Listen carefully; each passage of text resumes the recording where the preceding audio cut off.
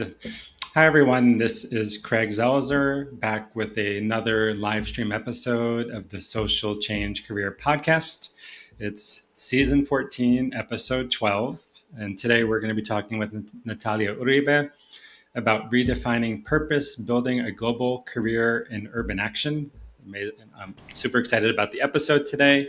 For people who have not joined a live stream podcast with PCM before, generally the episode goes about 1 hour, and we really enjoy hearing from people. So particularly on LinkedIn, but also on YouTube if you're watching, feel free to share a sentence or two about where you're watching from, about your work, and throughout the episode, your questions and comments, and we try to weave them in as possible. This is one of almost 190 episodes, audio episodes. So you can go to PCN Global/listen or any podcasting platform and find amazing interviews with world changers in diverse sectors from probably 30 countries, from impact investing to engineering for change.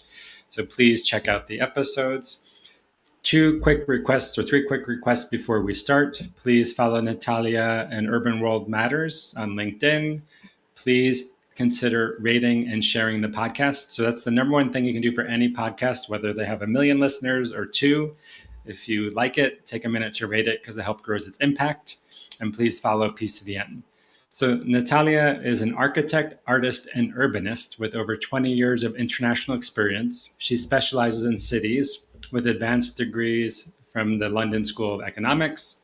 Her work spans regional strategies, urban regeneration, and small-scale interventions across the Middle East, Asia, Latin America, and Europe, across more than 25 countries. Her work bridges design, social ecosystems, and environmental sustainability, and she's led multidisciplinary teams at globally recognized organizations, including Benoit, Gillespie, and AFK, where she delivered award-winning master plans and urban design projects in collaboration with NGOs, public institutions, and private sector clients. In 2023, she founded Urban World Matters, a global platform where design, local actors, and global impact investment converge to improve quality of life and protect life on Earth. Rooted in the SDGs, the Sustainable Development Goals, Urban World Matters champions local leadership and youth engagement through initiatives like the Future Urban Crafters and Journey Lab programs, opening access to sustainable urban services in underserved communities and empowering youth to address local challenges. Urban World Matters aims to reach 100 youth labs by 2030, connecting grassroots action with global network. She's based in London and has a global mindset. And Natalia, thank you so much for taking time to share your wisdom, experience, and questions. And we've met a few times. I mean, I'm based in Medellin, Colombia. Mm-hmm. So Natalia is originally from here. And, we've had the privilege of having coffee and have lots of connections in common. And again, while you're watching, please let us know your questions, comments, and where you're watching from.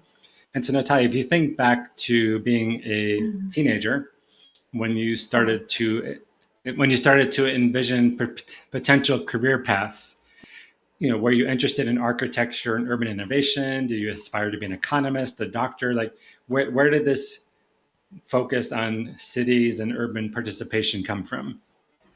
Oh, well, first of all, let me say thank you so much for inviting me. It's really an honor just to be able to join you in this and just to support all the great work that you are doing to inspire people to take action. So I hope that sharing this time with you today and my personal journey inspire others and actually can help to make a difference. So going back to your question, well, what I dream from when I was a teenager probably is very similar, what is still very important to me, but probably I saw it differently at the time. And I remember when I was little, I just wanted to have freedom. That was very important for me. That was my goal. I wanted to have freedom. The freedom for me at the time, it was the opportunity to be able to create, to be able to imagine, to be able to express myself. And later on, when I still a teenager, and obviously coming from Medellin, where we have a very interesting time during the night, as you know, so I don't want to focus too much attention on that. But living in Medellin, I felt that I wanted to see the world. So freedom beyond what I could do with my hands and with my ability to imagine and to transform things.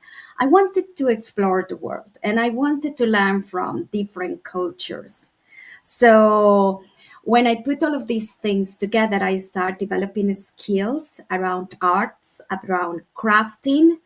I remembered at school that they did the skill test, and I remember when we received the skills results, it revealed that I was very good for an engineering, a mechanical engineering, and I'm like, what? That's not me. That's not what I want to be. And I couldn't understand how the skills in the school were measured. And that actually upset me more and create a little bit of a confusion. And then talking to people, one day they said, I want to be a doctor. I want to be a doctor and I want to be a surgeon, but for brain. Why? Don't ask me. But it's all of these things that come to your mom when you are young. But I wanted, I guess that's some part inside of me. I wanted to help people. And I remember, like, if it was yesterday, when in a conversation with my dad, he said, what would you like to do? Where is we getting to the end of school? What do you want to study? And I have visited pretty much everyone. I knew that I have the skills in art. I like architecture. But I went to medicine, psychology, philosophy, literature, everything that you can imagine. And I didn't know how I could make a choice. And then he took me back to that sense of freedom that I wanted to experience. And he said, just imagine your everyday life. And he said, how do you see yourself in the future?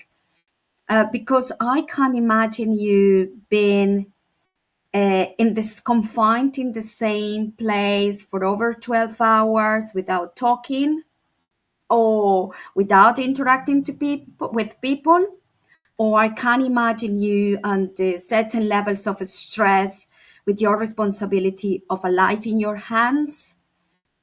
And then I said, I just want to have freedom.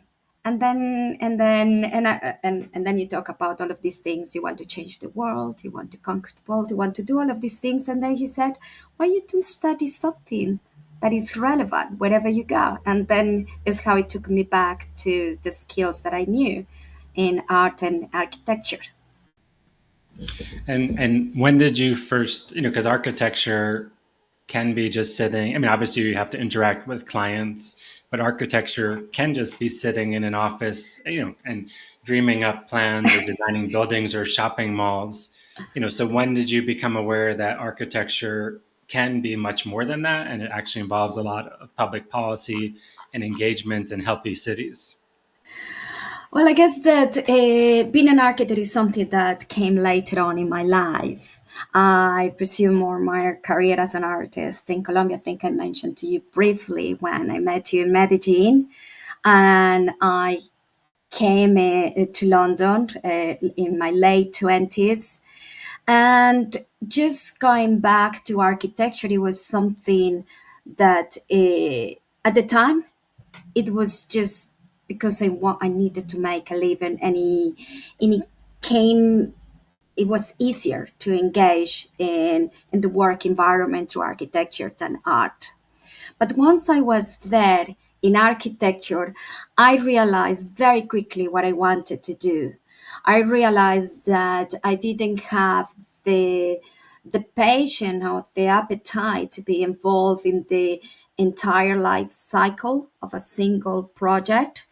I felt that I couldn't deal, perhaps let's use the word emotionally, with the frustration that you need to redo thousands of times the same drawing, and and they need to be super perfect, and also that there were so many ideas and so many projects left behind because either you didn't secure the investment that it was required, because the client changed their mind, and and seeing that architecture, it wasn't just about designing and building, it was also winning the trust from clients, from investors, from communities, that you can drive some change and real transformation through your proposals. And I think at that time I realized, well, I want to focus on front end design. And it wasn't either a choice, but also in the organization that I was working, that was back in 2008. It coincided during the recession, so we have two downsides. And we moved from around 270 people that were in the London studio. The Asian market grew, so the headquarters grew there. And then the London office needed to be rebuilt. And I felt very fortunate at the time that I was probably one of the most junior uh, people in the organization. I survived the redundancy, and I remember that they say we need to rebuild the organization. And we knew that rebuilding the organization, it involved building that trust with clients and with people that you could deliver something good. So I had the opportunity to explore my narratives, the narratives of the organization, and through winning work and these new architectural projects, how could I transform people's life? So I guess that's the first time that I encountered, yes, I can do something beyond the drawing. Mhm. And can you talk a little about just your first, going back to when, so you had an art career, talk a little bit about, was it visual, theater in Medellin, and then when you moved to architecture, how did you make that choice to study architecture? And then when you got your first few clients, like what did you help, like were you part of a team or what did you help design? Yeah, sure. Well, that's actually a very interesting question, because I think at the time when I was in Medellin,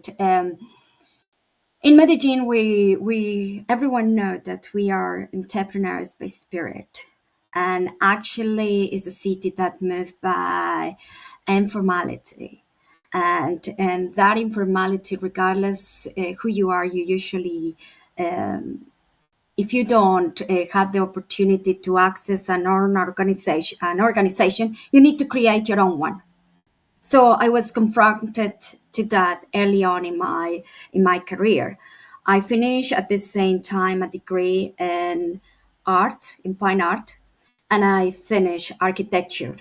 So for me, it was, how can I run a business, make a living out of my profession, while at the same time I can enjoy it and win some trials from people that will choose me to design their house or their places. And also, and that brings a lot of worries at the beginning, because in architecture, you always heard like, oh no, the first thing that everyone do is design their toilet for their auntie or for their uncle, or someone just come and say, can you design my garden or my kitchen or an extension? And that's not how I saw architecture. For me, it was outside. Architecture was very little about interior design. That is very important in architecture. For me, was the outside. And that is the area which is very difficult to get access if you don't have a very well positioned practice, because you don't have the infrastructure of the office or the infrastructure of the organization. So what I did, it was to uh, create utopic world. I invented them because I didn't have the clients and I didn't have the resources to deploy a big team or the technology required. And also, the technology at the time is very different. We are talking in 25 years ago. You do pretty much everything by hands and computer too, but it's very different. So, what I remember is I did a couple of houses. My first real project, It was how do I call it? That sounds good. It's kind of like a restaurant for a traditional practice in Colombia that is for horses. Have you heard about the Colombian horses that have a specific way of walking and things? Yes, yes, it's like prancing or dance. Yes. Yes, so I have a friend that wanted to create this type of restaurant or bar in a rural area, and I said to him, "Well, we don't do a catwalk for the horses." So what we decided to do at the time, it was to do a bar with a platform in the middle that has a sound amplifier, so the Hmm. horses could go through and you can hear the noise, because you know that is a different Yeah. market for horses. So I did that and I felt very proud of that, but I don't think it's a very glamorous story about the first building that you did.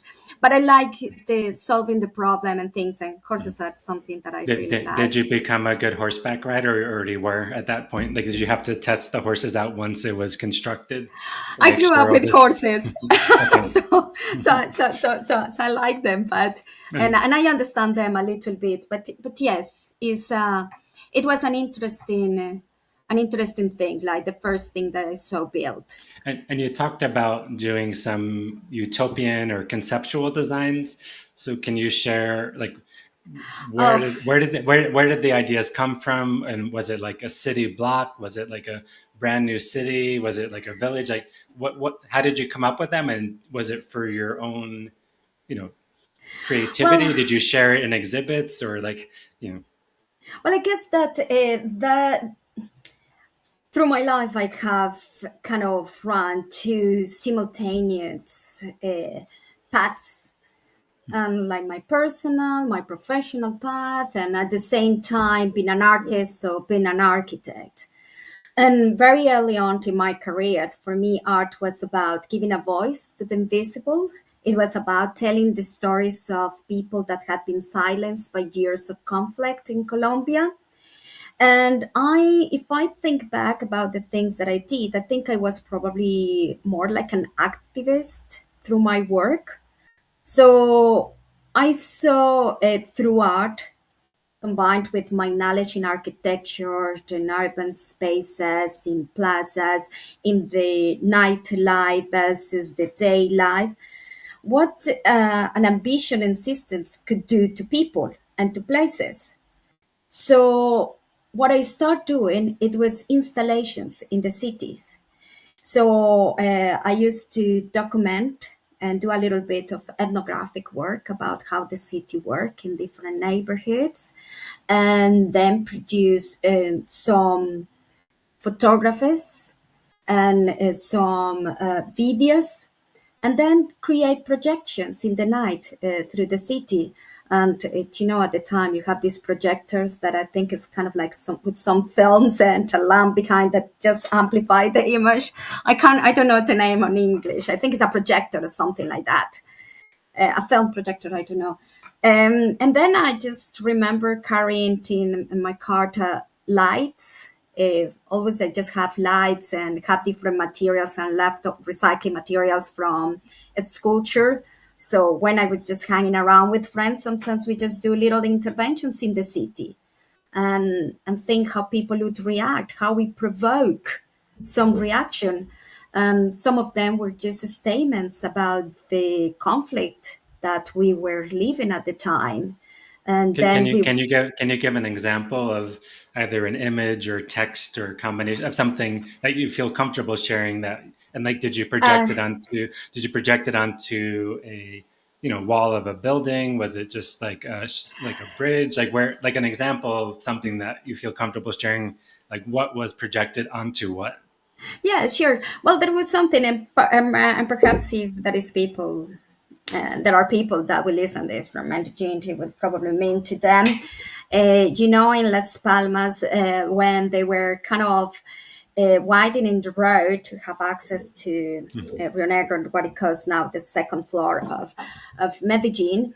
There weren't at the time there weren't many buildings or anything, but obviously there were some kind of carving into the Yeah. mountain and Hmm. taking nature. So start appearing a lot of concrete walls and retention Hmm. walls to protect all the slides, landslides that are Yeah. happening today in Yeah. Medellin in this area. If people don't know, Medellin is like in a valley surrounded by mountains, and there often are, particularly because they build into the mountains and destroy parts of them for development. So there is repeatedly, even close to where we live, like a landslide. And one just happened about 3 weeks ago. So one of the main, so it happens a lot because of Yes. unstable geographic or geological territory. And because development progress that Yes. are attached to construction. Yeah. So what I wanted to do it was to use that new intervention of holding nature. The nature was very important for me, and that retention wall in concrete, where people were kind of very upset. But I saw them like a little bit like in the cemeteries where you have Hmm. these little walls. Yep. I know that that sounds pretty morbid, but Hmm. I felt that that was a good way in these niches that were created on the wall to talk about the memory and the lost lives of people through violence. So what I did, it were that was for the French Alliance and something. It was an exhibition, and so I start doing projections of people into Hmm. those worlds, and just yes, it was people just the bodies Hmm. projected there. But the thing is, they only appeared on night when everything Hmm. was in silence, when people forget and go to sleep and forget that actually is it's a city that is it's a horror stories behind all of Yeah. this. So behind holding nature, we were holding back our human reality. So I just did that projection, and it was only visible, ironically, for people that were partying, because that road is where the nightlife and the party was on. So people would be able to see it during when they were returning home, a little bit just drunk or something after a party, and then that reality of euphoria, of happiness and things, and then you see that reality of the life imprinted on these walls, holding back from nature. Hmm. I think it was very powerful. It might be something. So that was the way that I make these things little appearance Hmm. and constructions. Thank you. Yeah, I mean, for people, and we won't talk that much about Medi in this episode, but just a reminder for people watching, please in the comments let us know where you're watching from, a bit about yourself and your questions. So just a very practical question. And actually, I have a friend who's studied urban design and public policy, and I do think like I'm not an urban designer, but I've interacted and chatted and had coffee with some of the world's top designers, and Sure. I do try to learn. I'm not going to become one, Yeah. but sometimes I think, like, if I was going to redo my career, which I've kind of changed every 10 years, something different, but how you design space is one of the most important things about the quality of life for people and how you design Absolutely. public spaces. So I'm fascinated. So just like a practical question, if people are thinking, in about 60, I think it's 60% of all the world lives in cities, might be higher, like they're, like we need rural regions and not just everybody crowded into cities, but that's where a lot of population is going. So what's the difference between, let's say, public policy and architecture and urban design? Like, what are the general career pathways? I mean, there's also just public administration. If someone wants to work at the intersection of like urban cities and like quality of life, like what are the different things someone could study or the career pathways? Well, that's a very difficult question because I truly believe that there is not an as specific program that address all of these things. So perhaps what you need to do is find what you would like to do, what are the skills that you want to gain from that career, and how you're going to utilize that. But to translate what I just said in real life is sometimes the skills that I use the most, they don't come from architecture or from urban design or from my experience at the LSE. those give me perhaps some confidence to know what I wanted to do. And today, what I do as an architect is beyond drawings, plans, and visions.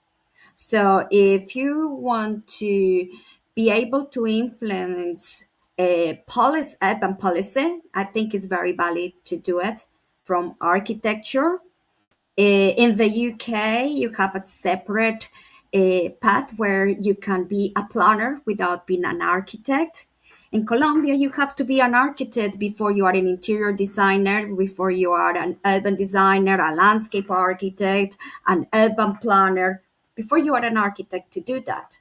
So, depending where is the educational system of your country, you need to understand first what do you want to do and how what is the program that will allow you that. But specifically to the different ways of making city that you mentioned, urban policy. If you want to do urban policy because you want to write it, well, beyond influence, yes, you perhaps want to be as look at into urban planner. To be an economist is a great way to get involved in that area. International or law is another way too. To be a writer is another one because you need to tell those stories as an architect and as a creator, uh, depending also where you are, because there are countries where by law you can't embrace certain career paths because there is a legislation that prevents you to doing that. So I think this is what I'm trying to be very careful. What would be the difference? Because it's not as simple. And you may be an architect, but you might need to be a registered planner and understand law in the country and the planning policy before you do that. Um, I move in placemaking, which is something very interesting, and I think placemaking is not a particular a, a professional program in education that address placemaking as a just on its own. Placemaking is the result of different fields coming together. So if you feel moving on this area about placemaking, regardless of your professional background, your skills is more about your passion.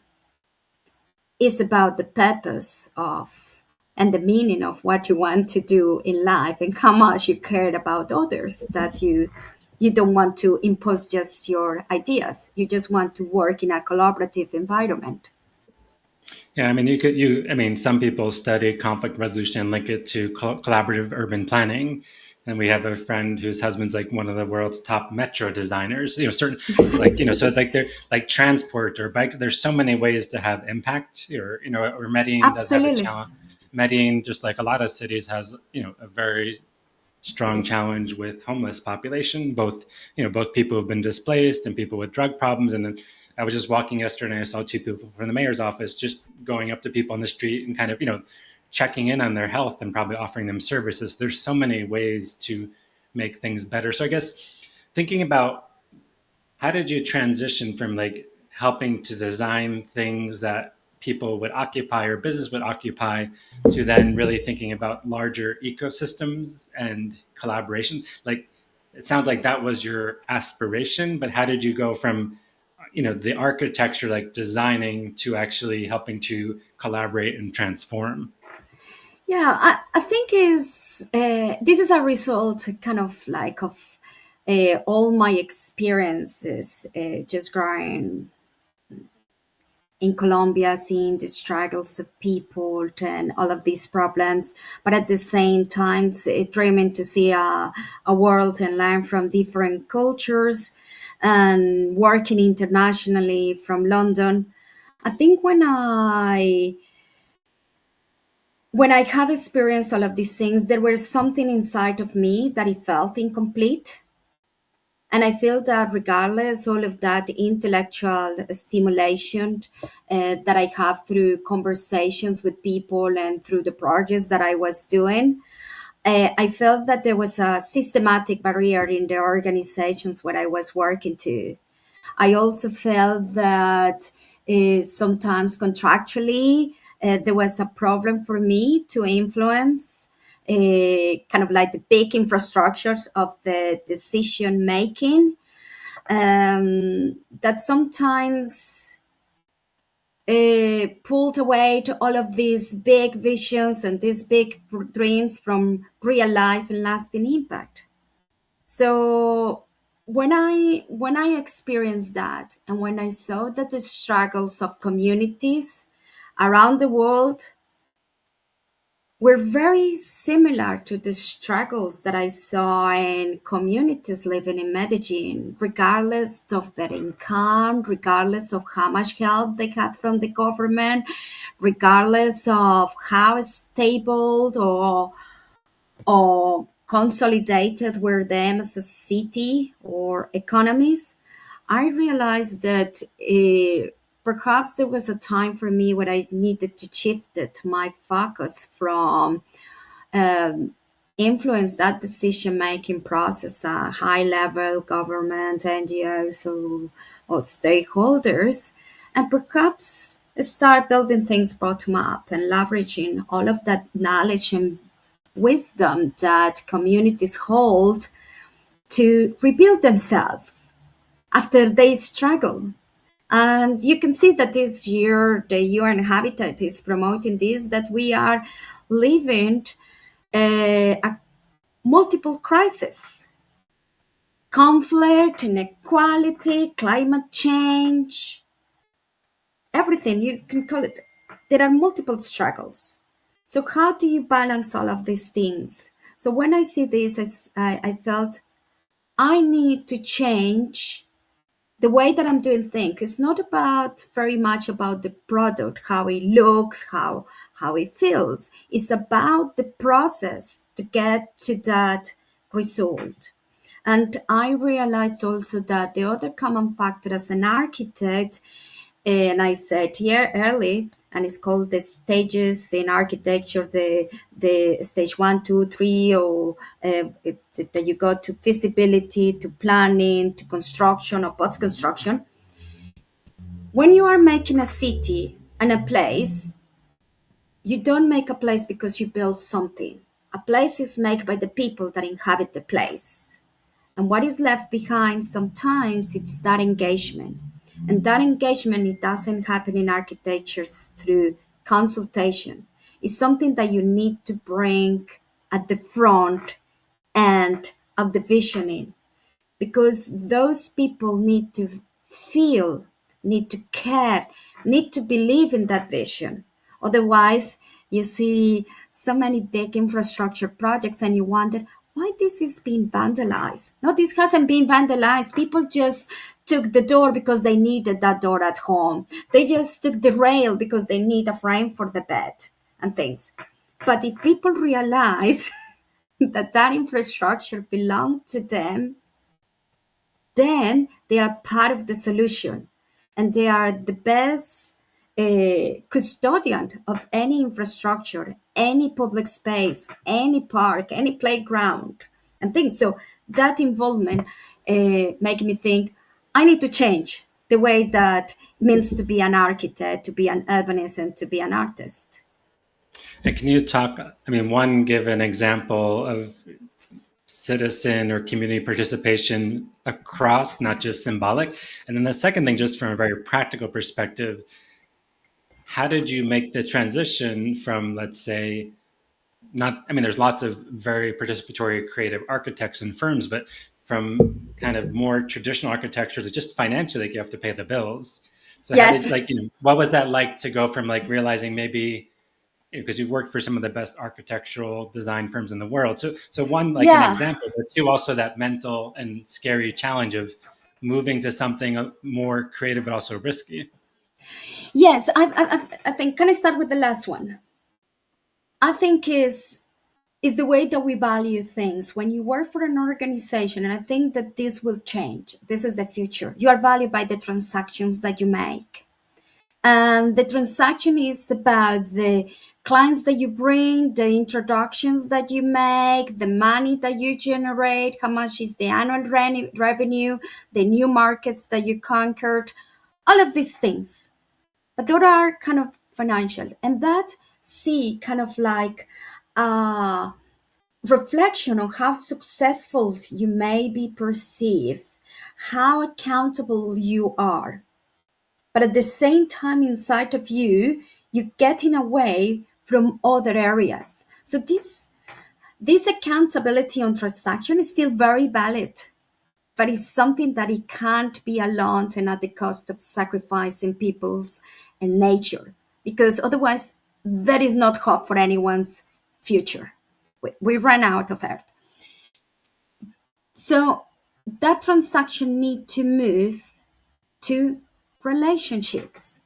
And for me, the relationship is how do you value success? The relationships is the relationships that you build along that process. And I think that this is the future of any organization that is thinking about being successful, or you as an individual, how do you value success? Because if you can wave along the way in that process, the purpose of what you are building through the right teams, the right experts, the people that care, you bring along the community and things, that is a value that goes beyond impact and benefits. And that is another thing that is very important. I think today's we move around impact and benefits that are translation on KPIs and ticket boxes, but the future will say who have been the more successful. And the most successful are the ones that have a legacy that you know that exists because you just have woven that system that allow them that cyclical regeneration and reinventing themselves. So your question about my chieftain with one example is how can I utilize all of that is those skills that I have used to convince governments, to convince banks, investors that this is the idea. And I think anyone that work with communities know that is really hard work because they have lost their trust and system and the people that represent them. And consultations and things, it sometimes left them down. So building that trust for me is about co-creating with them. But actually co-creating with them is empowering them along the way to believe that it's not my idea. Is their idea. And I will have to leave them alone. So you from the beginning, you need to tell the community you will be left alone. And you will need to, during this time, get the skills that you need to lead the way. And I'm talking in particularly on with communities that live more in informality, which is a very big gap. So when you live in informality, I don't think that they are scared to hear the truth. Yes, you're gonna be left alone. Yes, that's human life. We can't be holding hands together, not even with private sector. That doesn't happen. You're gonna be left behind. So how we maximize that time? So we have created, because you asked me about specific examples, we have created something that is called a methodology, the Journey Lab. The Journey Lab explore through different models or different work sessions the problems a community is facing. The problem could be about water, could be about sanitation, it could be about accessibility, about economic diversification so they can be more prosperous. So things like in the case of Medellin, that is a neighborhood that we tried to work with them recently, and they said, "Oh, we want to repeat the story of Communitres, so we want to paint some walls." So the question is, how many, if you want to attract tourism, for how long tourists will visit walls, painted walls, and it's in the same story, the same narrative over walls? Is that the story that you want to tell them? So through this journey lab, we talk about how do you experience the place, how they move around, how are other movements like water, like the green networks. What are the movement of the different economies and transactions that happen in the place? Are they inside? Are they outside with the city and things? And they start revealing through those conversations their struggles, what things matter to them, what they don't matter to them, and they can come up with their own journeys and they can start painting the areas that actually need intervention. So I think I haven't asked permission to them. You can look at through my link, and I have posted before. We had an experience in Medellin. I'm not going to say particularly the name right now for other reasons right now. You probably, Craig, that are based in Medellin, understand. Um, they have some struggles of kind of security within the area. And they said, how can we overcome that perception? Okay. And then it was about what are the stories and the skills that they have. And there were skills about people that are interested of making juice, very natural juice, and things that they have very close access from the green areas.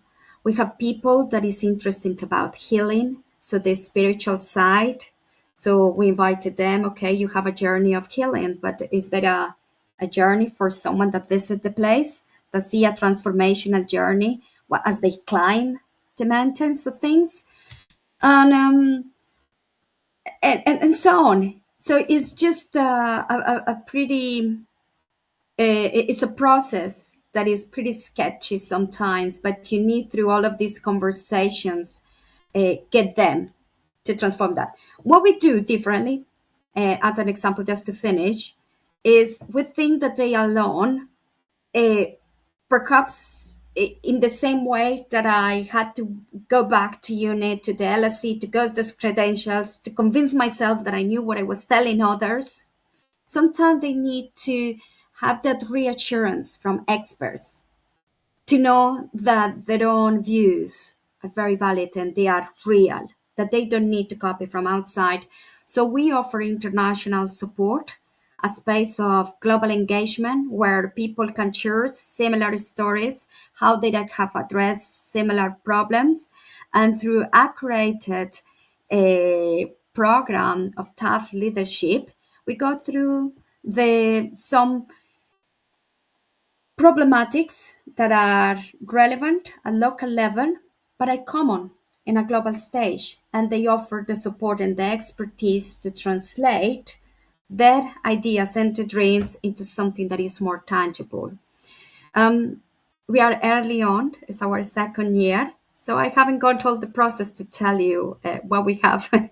completed, but I hope that that's helpful to paint No, a it's, bit. it's very helpful. And I guess a question, regardless of the stage of your career, because this is true in all sectors, whether someone's working in extractive oil and gas, like let's do community Yeah, participation and it's for show, or academia or education. But how, and I'll say one thing, like Medellin, the city is going through a transformation and there's lots of good things, but there's also lots of horrible things.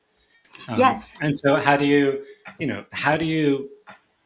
make sure participation is actually participatory and true to communities versus just symbolic, like, oh, checkbox, we've done participation, it's great. And you have to balance that with financial realities, because there is enough money in the world to address our challenges, we just don't spend it, right? So yeah. Well, I think you need to celebrate the small wins. and the small wins that you can gain from the individual transformations that you inspire and young people and the communities that you engage with. You may not be able to see a full realization of the projects. You may not build all their dreams, but the fact that you can get someone to think and to take control about the future and to adopt an active position where you are struggling, I think that that's a very important thing to do.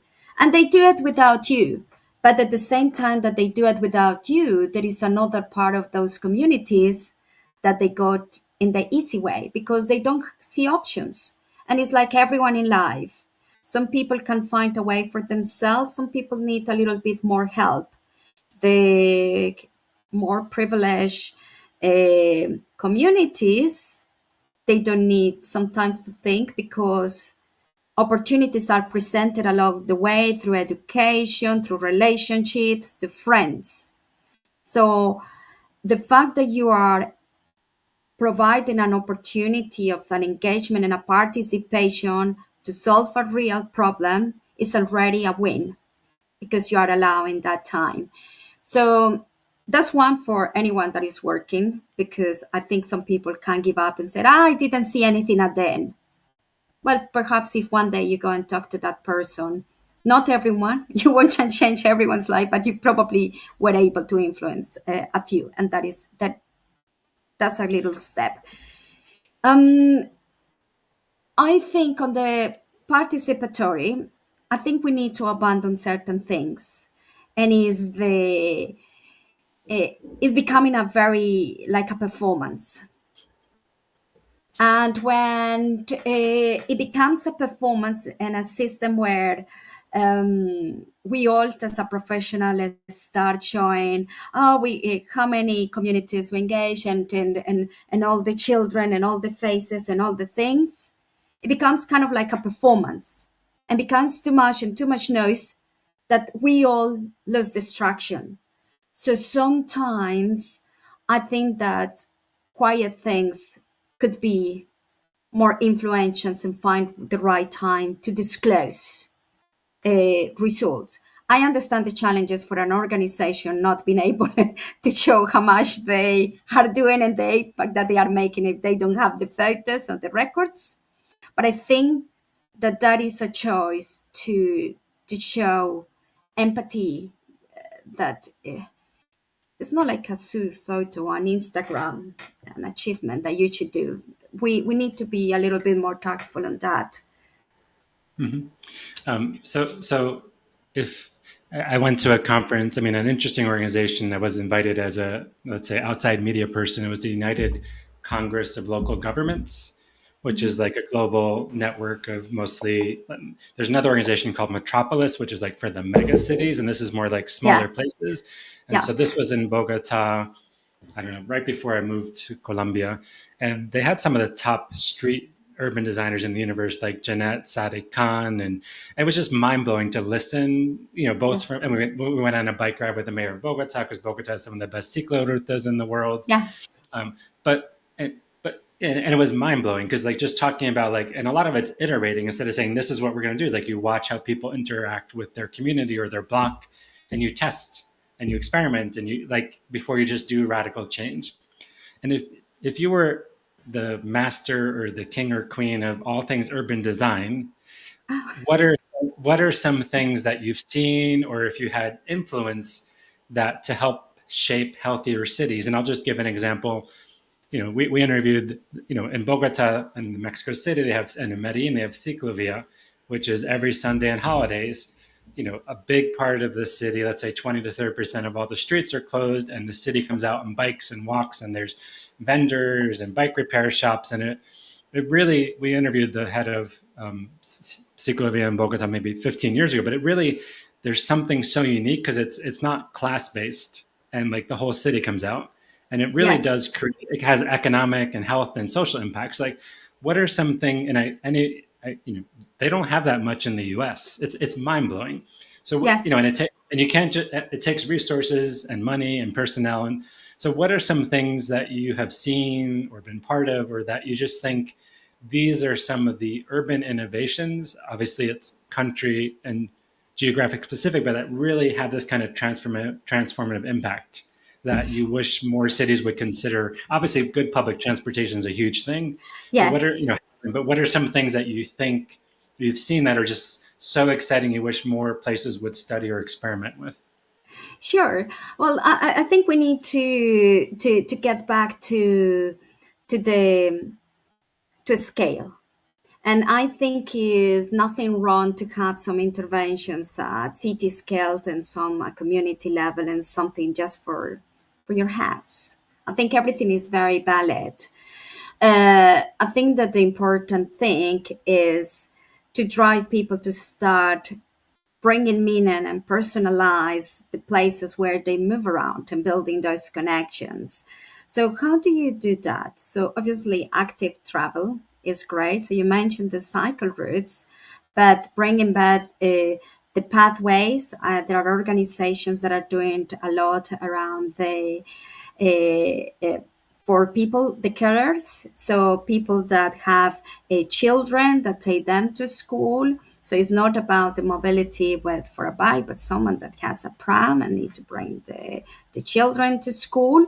So that is very, very important. I have seen a lot of things around some people that have pets and they just move around. So the opportunity to socialize around um, what happened in between on in your daily activities, schooling, shopping, health, going to the bank, changing the keys, things that we somehow we think that they are so so normal and that they are so common and it's somehow we have took that out of the equation because we think that they just happen. No, we need to revive those encounters and those encounters needs places, so corners need to be bigger.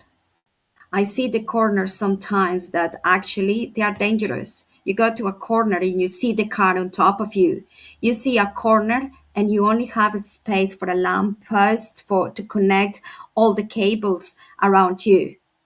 So corners are places for gathering, are places that we need for changing direction, to look around to see if you are in the right place. So valuing little changes. I think those moves are important from urban design perspective. In terms of master planning, I think we need to stop seeing like punctual interventions.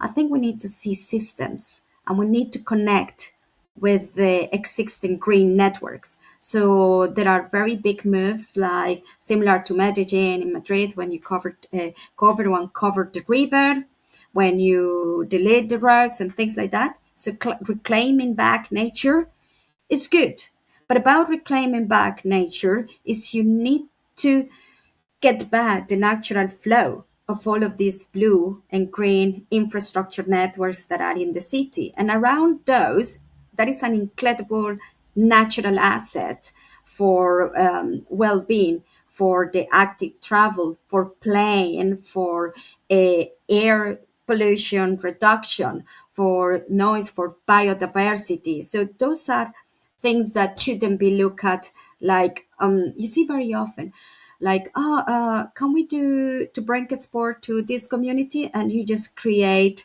a little park, or you create a football or a basketball or a multi sport unit, but beyond that, that is isolated. How do you connect that to the rest of the network? Because otherwise you still isolated from the other neighborhoods. So what are the programs that are supporting those initiatives? I think that that is where innovation, and maybe go back to one of your early questions, what you studied to be able to influence that change. There are a lot of people that are uh, cultural planners. I have worked with some amazing cultural planners or archaeological planners or patrimonial people that uh, bring to life the content of the city. So when you are designing, it has a meaning, it has a content, because one is what you give to the people, and the people will do something different. But you need to create a program for that. And if you create a program, it would be better if it's a part of a wider intervention. So it's not just the program for that playground, it's a program that is part of an ecosystem of Yeah. playgrounds of different neighborhoods. So you are part of something greater. Yeah, a good friend of mine, Maria Antona Perez, she was on the podcast maybe last season, and she's a designer and an artist and an activist, but she headed public participation art in Bogota. And it's like, or even in Medellin, she was part of that. And it's like, how do you create art that's not just elite art? And one of my favorite examples from Bogota, apart from Ciclovia, this is going back like 20 years. It's like they put little libraries in the parks. I think they have like 100 Yes, of them. They don't have this much in Medellin. And like so the idea is like, instead of making, I mean, libraries are important, but instead of making people go to libraries, bring the libraries to the people. And they would have like, reading hours for the kids, and you could check books out. And it's almost like a little kiosk, but just there's so many yes, interesting innovations that take some resources, but not, it's not millions and millions of dollars. It's like some innovation, experimentation, and not everything works. So we're starting to run out of time. So just a couple of more questions.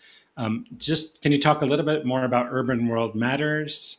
What else you do, and how people could be potentially involved, like allies, partners, or what upcoming activities?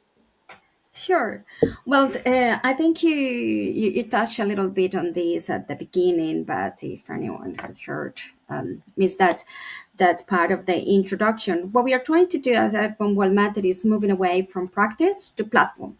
A platform where we can see the sustainable urban development converge with local action and global engagement. We see that designed a catalyst to bring together collaboration and leadership to be able to mobilize the social and environmental impact investment into disadvantaged communities. This idea of disadvantaged communities worldwide, it has nothing to do just with poverty. Disadvantage is something that involves social, environmental, and economic disadvantage. So some people suffer from the three of them, some people just one of another one, but that is a very important point. We do this because we see that one of the greatest powers that a city holds is the opportunity to reverse all of these biggest threats to life. And the biggest threats to life, they come together in a city that are the poorly planned urbanization, the loss of biodiversity that everyone thinks that is just in the forest, but involve everyday choices, from what we dress, what we eat, what is the end life path of any of our products, and from what we that we consume or what we utilize. And the climate change, that it has confronted us with something, is as much as we plan, there are things, there are events, there are phenomena that threat all the plans and all the dreams that we have, including that we may run out of capital and not being able to do anything at all. So we do that because at the end we have these ambitions that we want to improve people's quality of life. And I think that moving from this idea of transaction to relationship, we realize that uh, improving people's quality of life is not bringing just more jobs. Improving people's quality of life is creating that ecosystem that bring prosperity, that improve their well-being, that bring opportunities not only for work but for education. And through that, we feel that we can protect Earth because we are more conscious at the same time the footprint that we are leaving behind. So how do we do this? What we are trying to do is to make high quality development services and vocational pathways in the built environment more accessible to all. How do we create that access? We act globally, but with very clear on ground actions. Our on ground actions are we deliver curated programs through our future urban crafters that empower young people to lead the way, to dream about how to transform the community. And we combine that with the global engagement. That global engagement is through our Tough Leadership Yearly program, where we invite leaders, urban leaders, very senior people from government or communities or from other labs to share their experience and to support their action on grounds to give them the technical advice that they are needed. And this year we'll be in Medellin running our yearly program. It goes from October to October. This is our third year taking part of the UN Habitat Initiative Urban October, where we are going to deliver a program that just solving this idea about the multiple crises that cities are facing, and see like how we are sharing the same future, the same earth. The program in Medellin will be over 12 weeks through different models of the Journey Lab. But what we will see out of this is a global competition called My City in 2050. For Medellin will be Medellin 2050 to celebrate the 350-year anniversary of the city. And we will end up in Urban October with a youth forum, international youth forum that we will be delivering over 3 days, bringing top architects and urbanists and urban leaders from the world to share their experience and to see what the young people from Medellin have created of the city. So that's a little bit just to say, explain how we work and what we are doing this year. And so you're looking for potential allies, contributors, Oh, funders. everything. We are looking for everything because I think that the through legacy 3D is the ecosystem that we create. Mhm, The problem that we are solving is not is an excuse, an opportunity to build the ecosystem that we need to bring this to life, but to stay alive beyond after we okay, left.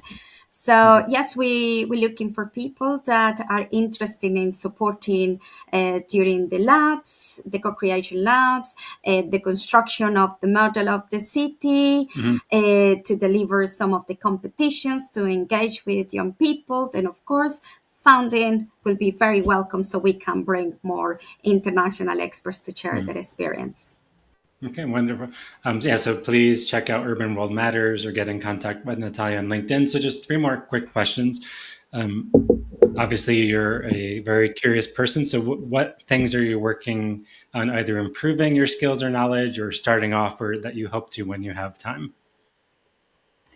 What I'm looking at, oh wow, that's I look at in every single direction. For me, my biggest ambitions right now is to actually embrace this not only cross generational engagement to learn from the wisdom of Yeah. people that have done it and hold so much knowledge, but also for the cross disciplinary engagement. So I find myself very often reading from science, reading from a lot of research in technology about health and human health Mhm, and learning about how to protect that. I would love to know more how to use AI mhm, for different softwares. I think it's a great source. I'm not afraid of AI. It's not going to displace. It's going to actually enhance more humanity, I think. mhm, And yes, I think that will be the key in technology. Learn more from the native softwares and continue learning from other mhm. disciplines.